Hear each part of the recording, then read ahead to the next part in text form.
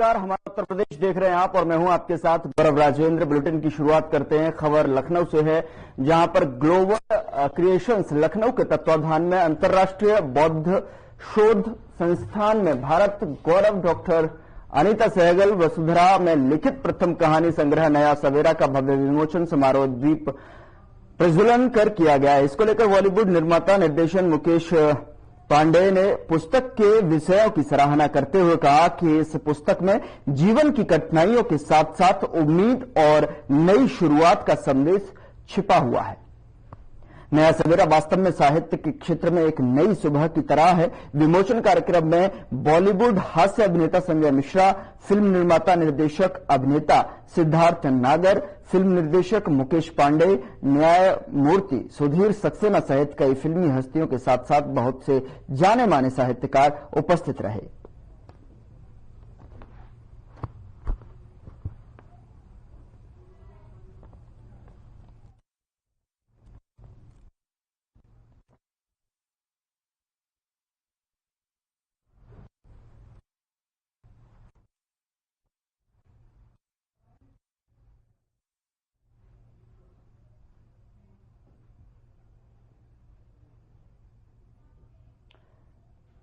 चलिए आपको सीधे लिए चलते हैं नई दिल्ली, जहां पर पीएचडी ऑफ कॉमर्स चैम्बर में जो है वो 119वीं जयंती को लेकर जो है अधिवेशन जो है रखा गया। साथ ही आपको बता दें कि PhD chamber of commerce and industry के 119वें वार्षिक अधिवेशन का आयोजन किया गया। इस कार्यक्रम में मुख्य अतिथि के रूप में जो है गृह मंत्री अमित शाह ने शिरकत की। गृह मंत्री अमित शाह ने कार्यक्रम को संबोधित किया।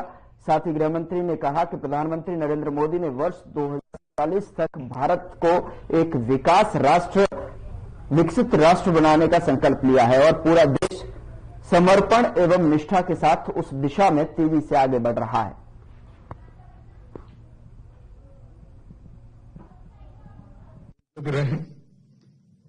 टाटा समूह का नेतृत्व करना ही अपने आप में एक बहुत बड़ी बात होती है, परंतु उन्होंने टाटा समूह का नेतृत्व ऐसे समय में संभाला जब टाटा समूह को अनेक प्रकार के परिवर्तन करना जरूरी है और धैर्यपूर्वक बारीकी से अध्ययन करके टाटा समूह के सारे उद्योगों को और काम करने की पद्धति को दोनों को उन्होंने परिवर्तित किया और पहले की तरह आज भी टाटा समूह भारत के उद्योग जगत में एक ध्रुव तारा बनकर है।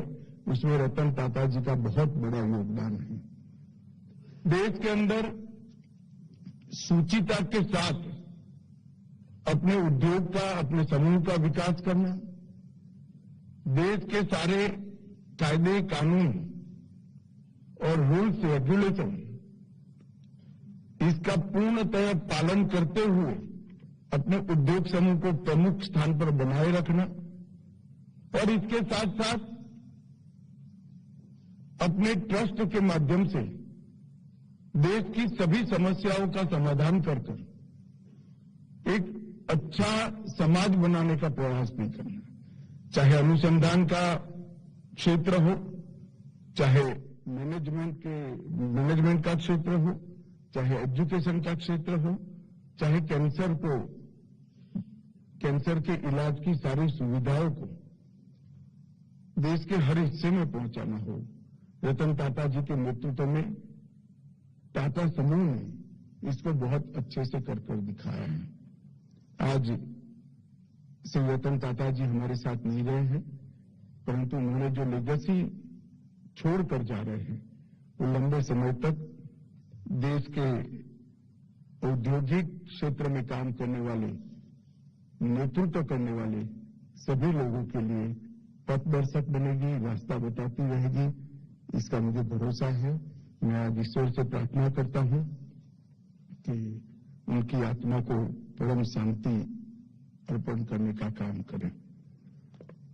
मित्रों, आज 119वें वार्षिक सत्र में मैं आपके सामने उपस्थित हूं और मुझे कहते हुए हर्ष है कि ऐसे समय पर पीएचडी चैम्बर के वार्षिक सत्र में मैं उपस्थित हूं, क्योंकि जो वर्ष भारत के औद्योगिक जगत के लिए बहुत निर्णायक वर्ष बनने वाला है, ऐसे समय में मैं आपके सामने आया। दुनिया भर के लोकतंत्र के अंदर एक प्रकार से विश्वास की क्राइसिस दिखाई पड़ती है।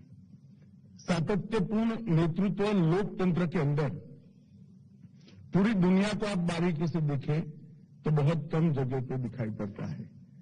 और मोदी जी पहले सीएम और फिर पीएम 23 साल तक लोकतांत्रिक तरीके से जनता का विश्वास जीतकर फिर से एक बार प्रधानमंत्री बनकर आए।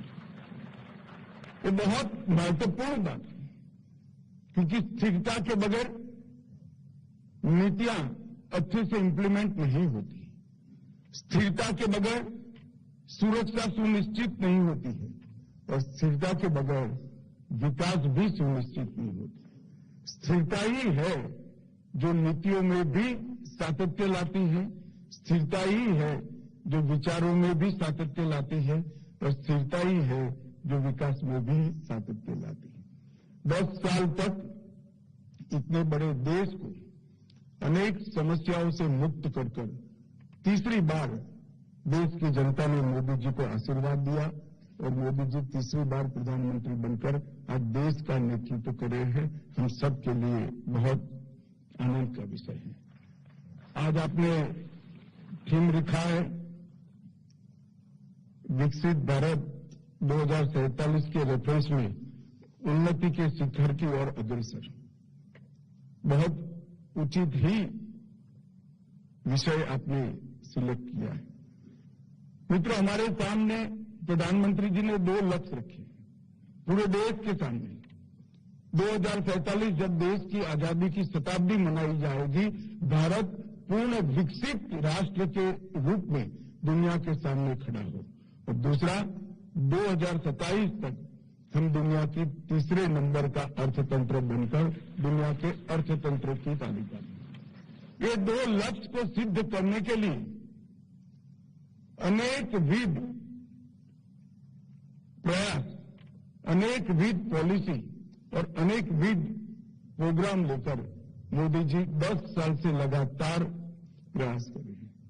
मेरा सौभाग्य रहा पहले 5 साल पार्टी के अध्यक्ष के नाते और फिर इनके मंत्रिमंडल के सदस्य के नाते ये प्रयासों को मैंने बहुत नजदीक से देखा है। जहां तक उन्होंने औद्योगिक विकास की जो कल्पना करी है, उसमें ढेर सारे डायमेंशन को उन्होंने ताकत देने का काम किया है और इसकी रूपरेखा भी तैयार की। इंफ्रास्ट्रक्चर का विकास, भारत को दुनिया में मैन्युफैक्चरिंग का हब बनाना,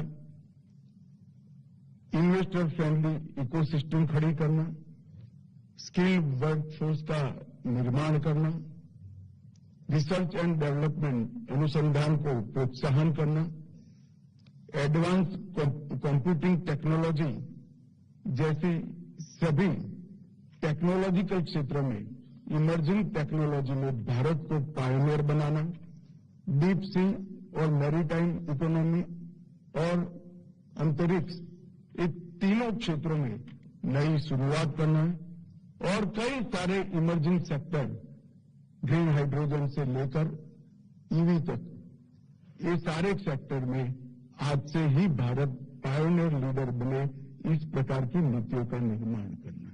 ढेर सारे काम एक दूरदर्शी नेता के रूप में उन्होंने किए हैं, पॉलिसियों का निर्माण भी किया है और पॉलिसियों को इंप्लीमेंट करने के लिए जो सातत्य चाहिए वो सातत्य का भी परिचय किया है।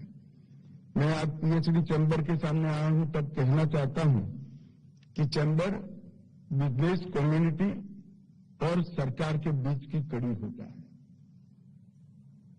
सरकार की योजनाओं को और सरकार की नीतियों को और सरकार के विजन को जमीन तक पहुंचाना और इंडस्ट्री की समस्याओं को सरकार तक पहुंचाना, ये ब्रिज बनाने का काम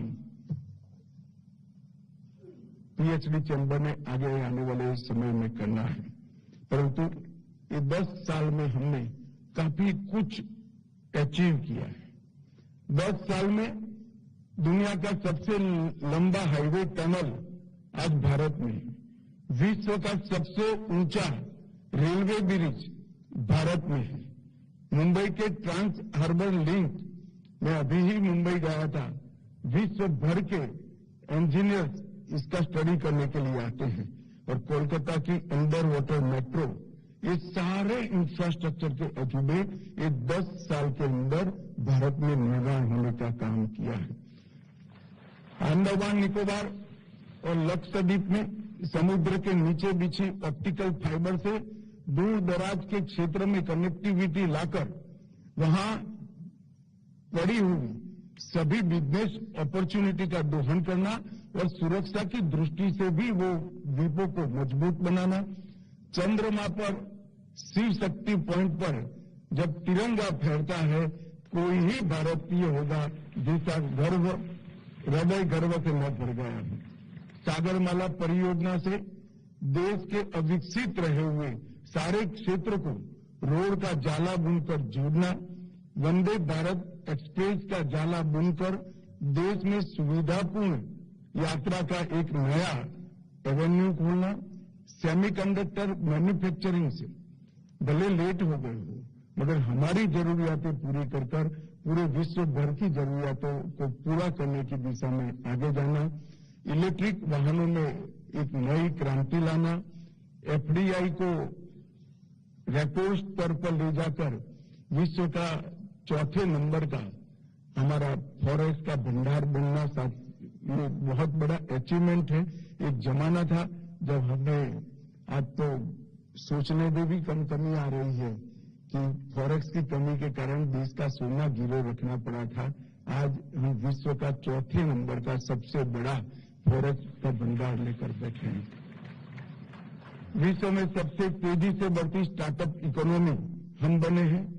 विश्व की सबसे बड़ी डिजिटल पेमेंट सिस्टम हमने सफलतापूर्वक लॉन्च की है और आज कई विश्व के कई देश इसको स्वीकार कर रहे हैं और कोऑपरेटिव बेस पर विश्व की सबसे बड़ी अन्न भंडारण की योजना भी इसी देश में ये 10 साल में ही मोदी जी लेके लाए।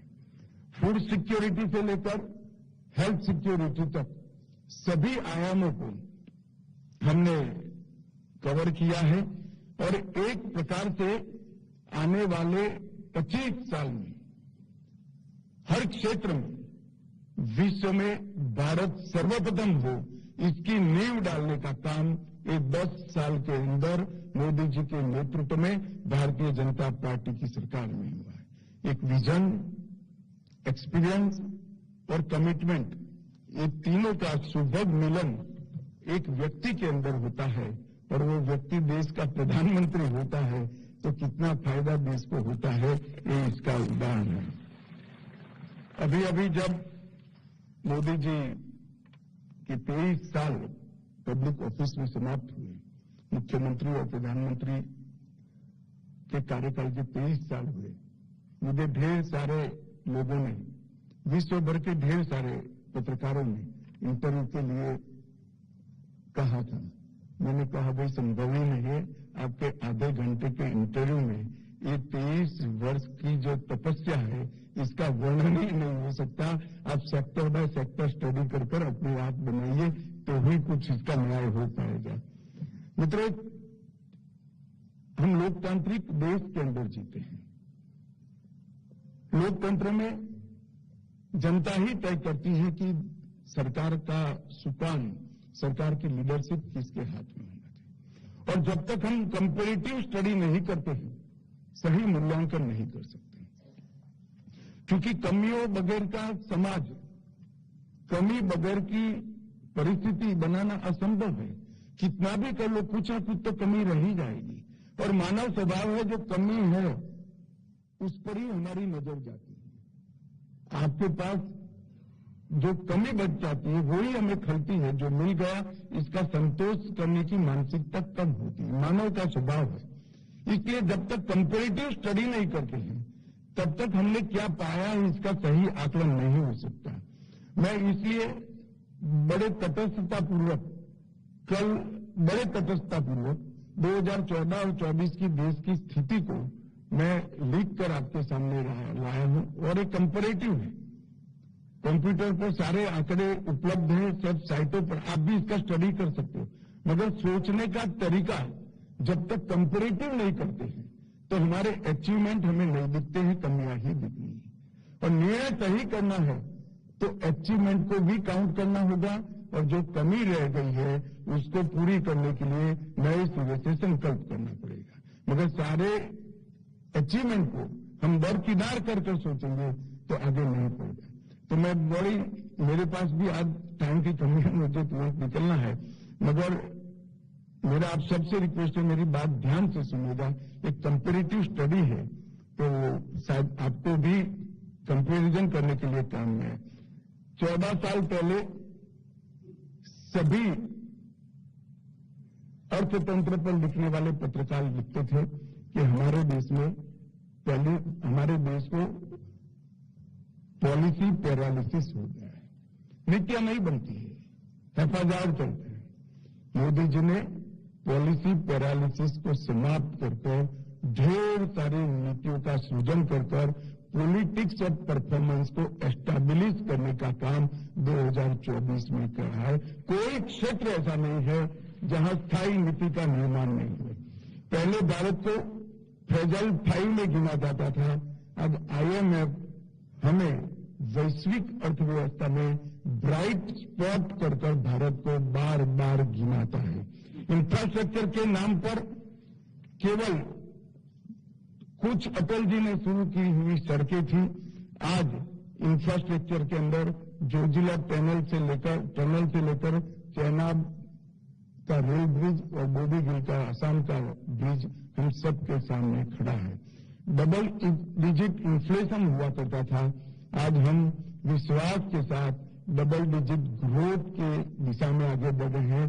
कई सालों से हमारा ग्रोथ रेट G20 देशों में सबसे ज्यादा है। भारत से निवेशकों का भरोसा उठ चुका था, आज भारत मैन्युफैक्चरिंग के लिए एक अच्छा डेस्टिनेशन बन चुका है और 2021-22 में $85 बिलियन का रिकॉर्ड एफडीआई प्राप्त करने में भारत ने सफलता हासिल की। इंटरनेशनल रेटिंग में भारत नीचे से टॉप कर रहा था और आज डिजिटल पेमेंट जैसी कई क्षेत्रों में मैं बाद में बताऊंगा हम टॉपर हैं, पहले नीचे से टॉप कर रहे थे। 12 लाख करोड़ के घपले घोटाले भ्रष्टाचार हुए थे। 10 साल में एक भी भ्रष्टाचार का आरोप हमारे विरोधी भी हम पर नहीं लगा पाए हैं।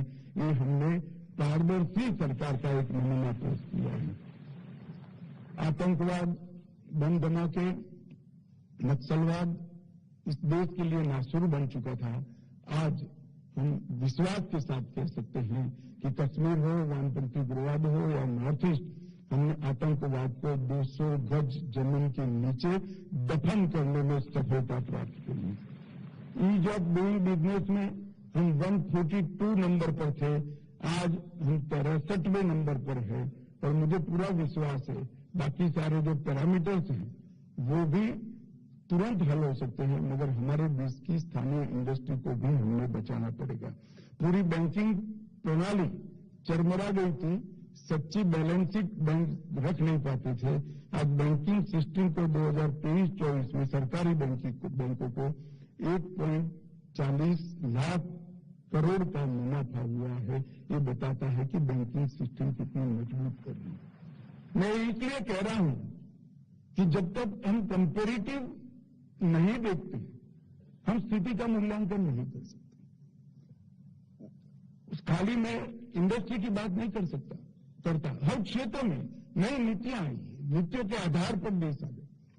अगर देश को आगे बढ़ना है तो इस देश की एजुकेशन पॉलिसी नई होनी चाहिए, तो हम नई एजुकेशन पॉलिसी लेकर आए जिसमें हमने हमारी धरोहर को समाहित करते हुए हमारी एजुकेशन पॉलिसी को ग्लोबल बनाया है।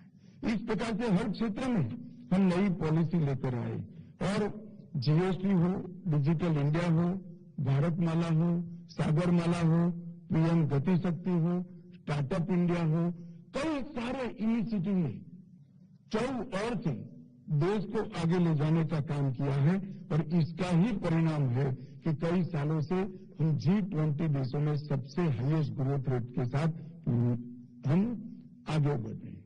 वोकल फॉर लोकल की बात हो, मिनिमम गवर्नमेंट मैक्सिमम गवर्नेंस का जब मोदी जी ने मंत्र दिया लाल किले की प्राचीर से, मुझे याद है टाइम्स ऑफ इंडिया ने आर्टिकल लिखा था कि मोदी जी बाकी सब कुछ कर पाए हो, ये कर पाएंगे या नहीं कर पाएंगे इसका सवाल लोगों के मन में है।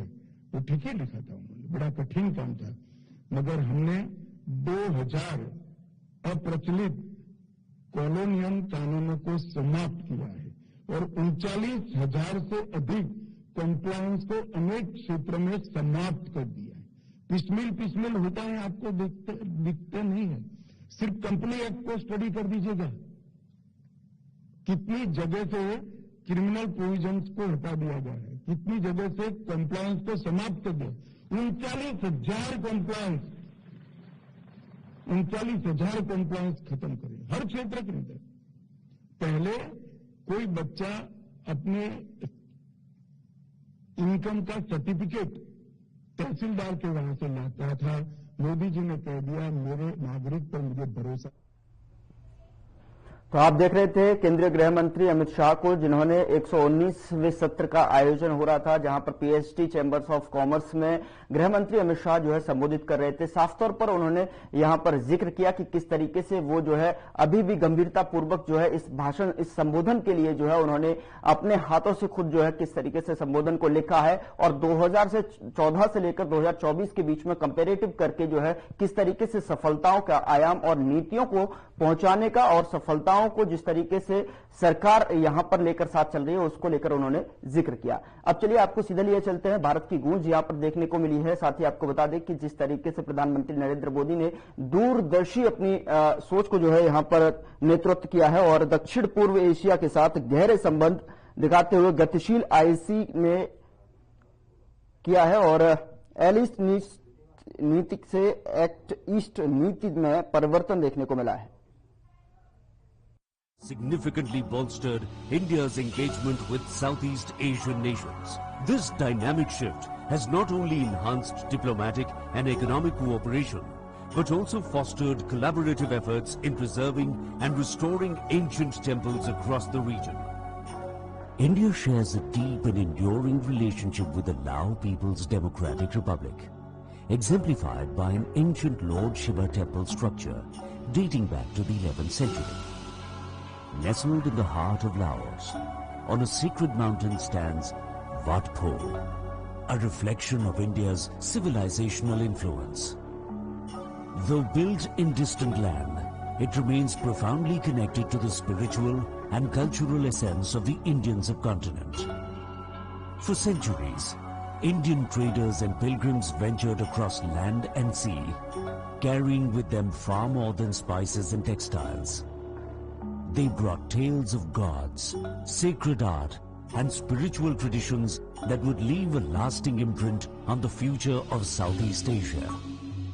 Wat Pho remains a testament to the profound spiritual bond between India and Southeast Asia. Through its art, religion, and devotion, the echoes of a shared civilization still resonate today.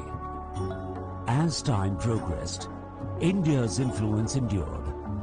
Wat Pho, like many temples throughout Southeast Asia, evolved with the spread of Theravada Buddhism. Yet its foundation in Indian philosophy remained deeply embedded in the rituals practiced by the Lao people. To this day, Wat Pho continues to embody a living spirit. An annual festival, steeped in ancient traditions, celebrates not only the settlement of the Lao people, but also the timeless connection with India that has lasted for over 1,000 years. In 2007, Government of India and Lao People's Democratic Republic jointly launched an initiative to preserve this shared cultural heritage for its posterity. The Archaeological Survey of India has been actively involved in the conservation of this UNESCO World Heritage Site for the last 15 years as per the conservation principles and in close coordination with UNESCO's expert advisory group and active participation of local artisans and craftsmen. This rich history of cultural exchange laid the foundation for the preservation efforts that continue today. Wat Phol stands as a vibrant symbol of the enduring spiritual relationship between India and Southeast Asia. The whispers of a shared civilization continue to reverberate across time. फिलहाल bulletin में इतना ही। नमस्कार।